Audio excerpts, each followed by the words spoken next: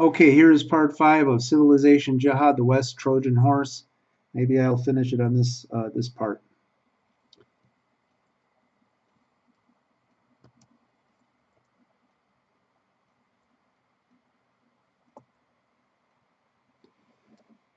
Okay, Civilization Jihad is a serious threat to the integrity of the Constitution and laws of the U.S., and in fact of any country targeted by Islam.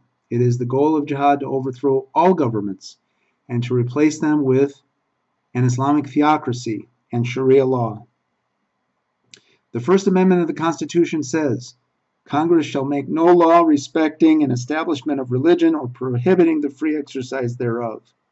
This should be taken to mean that Islam should not be allowed to establish itself as the official religion and political ideology of the U.S., which it intends to do.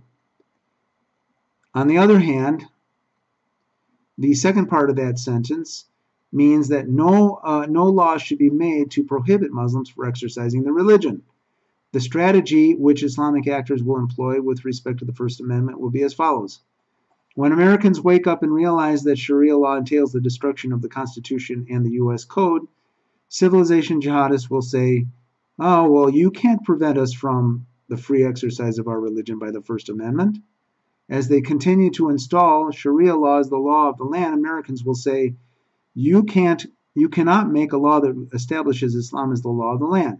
Jihadists will say, we aren't establishing Islam as the law of the land, we are establishing Sharia law as the law of the land. Sharia law isn't a religion. Islam is our religion, and we are free by the First Amendment to practice it. This form of taqiyya will be a bait and switch. The way civilization jihad now works is that Islamic actors are pressing to have Sharia law implemented incrementally.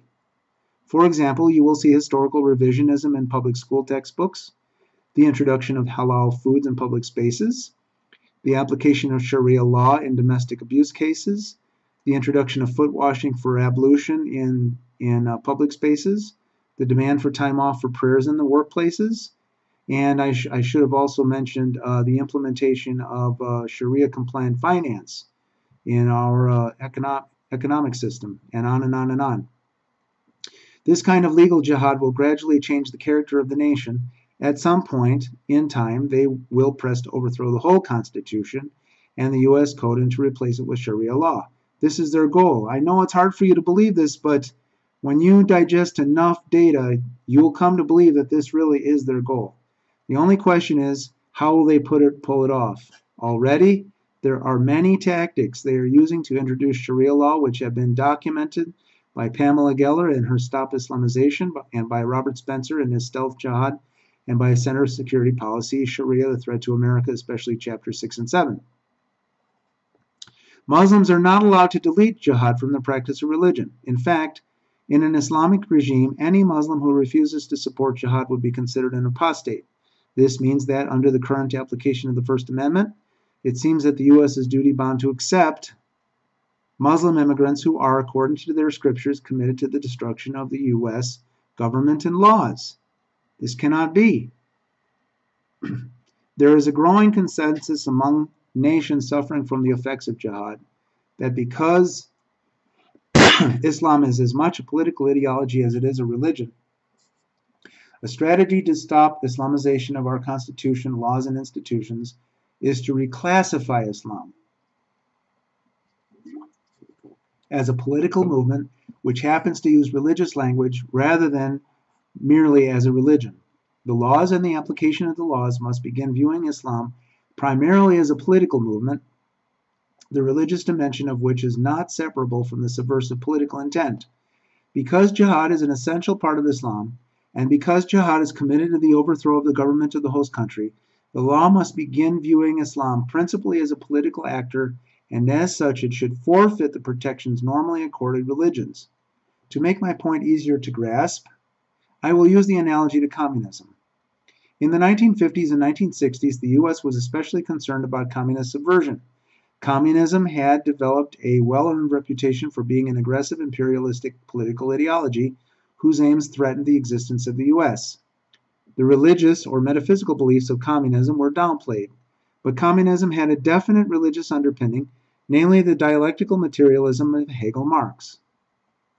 What is happening today with Islam in the West is like if we had accepted communists with subversive intentions because, after all, they are free to be atheists. Indeed, by the First Amendment, they are free to be atheists. But because they were committed to the destruction of U.S. institutions, they could not be allowed to subvert the government. Fortunately for us, the communists did not try to palm themselves off as mere religionists, as Islamists are doing. So it was not hard to see their intentions. The threat with Islam is the same, except that Islamists are leveraging our laws of freedom of religion to force us to allow them to position themselves to carry out subversion through civilization jihad. If their intention was to obey their 4.5 pillars in their practice of religion, that is, 6 pillars minus jihad and minus contributions of zakat to jihad, but otherwise be loyal Americans, there would be no problem. But civilization jihad as a means to install Sharia law just means that they have no intention of becoming part of the American tapestry, except possibly for what so-called moderate Muslims. This is why we should reclassify Islam as a political ideology. Nobody is asking them to give up their Muslim identity, but because jihad is an inseparable part of Islam, because jihad involves subversion of our constitution and laws, because under Islam Muslims may employ the deception of taqiyya, it is recommended to reclassify Islam as a political movement which happens to use religious language. Lawmakers and courts in the U.S. to protect the homeland must see through Islam's attempt to hide behind its status as a mere religion, and instead reclassify Islam as a political movement which speaks in religious language. Then lawmakers and courts' hands will be united to address the threat and indeed see the threat. I expect that if Islam were to be reclassified in U.S. law as a political ideology, no longer protected under the Freedom of Religion Clause of the First Amendment, Islamic actors will cry foul. My reply is to say that you choose to make jihad integral to Islam. You choose to use part of zakat to finance jihad. You choose to try to install Sharia as the law of the land. You choose, you lose. I am aware that if the U.S. were to reclassify Islam as a political ideology and declassify it as a religion proper, there must be some provision in U.S. law to protect moderate Muslims from persecution. This is an issue that needs thought in the crafting of new laws. But I think that the reclassification of Islam from religion proper instead to ideology with religious underpinnings is a first step in removing the taqiyya Islam is using to tie our hands from addressing the threat. So this is my central argument. 1. Islam is not merely a religion, it is a tyrannical worldview which includes a political ideology. 2. Its goal from its scriptures and political manifestos is to establish a universal caliphate. 3. Oh look, I had 2 twos. 2.5. The canonical texts of Islam make the political ideology inseparable from the religion. 3. Political Islam, as seen in Sharia law, is incompatible with the U.S. Constitution. 4. Islamic actors are actively seeking to replace the U.S. Constitution and laws with Sharia law. 5. The same Islamic actors are hiding behind Islam's status as religion to invoke constitutional protections, that is, until they succeed in revoking the U.S. Constitution and laws. 6. Because this poses a clear and present danger to the U.S. Constitution, U.S. law should be revised to revoke the classification of Islam as mere religion and replace it with Islam as ideology. Since governments generally are not chartered to attack religions at the level of theology, it is essential for all educated and freedom-loving people everywhere to free Muslims from their slavery and to protect themselves by showing that Islamic doctrine and claims to revelation are simply false doctrine. Educated people must see through Islam's cynical claims to free man from the tyranny of other men as an invitation to accept their brand of tyranny. It is also essential that educated people who value freedom elucidate what a liberal democracy and open society looks like. Each generation must reappropriate for itself the meaning of democracy and democratic institutions if it does not want to slowly lose them. A world peace can only be achieved by peoples who struggle for democracy and against tyranny.